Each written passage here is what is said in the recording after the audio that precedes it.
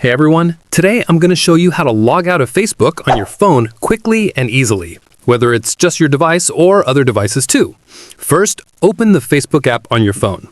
On Android, tap the profile menu icon in the upper right corner, and on iPhone, it's in the lower right corner. Scroll down to the bottom of the menu and tap Log Out. A confirmation will appear, so just tap Log Out again and you're done.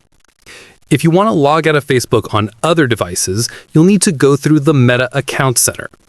Open the Facebook app and tap the profile menu icon. Expand Settings and Privacy, then go into Settings.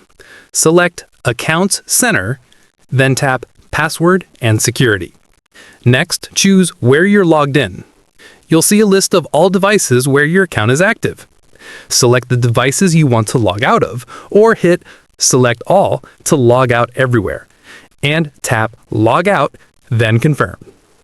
And that's it. You're all logged out safely from Facebook on your phone and other devices. If this helped, don't forget to subscribe for more quick tips and tutorials. Thanks for watching.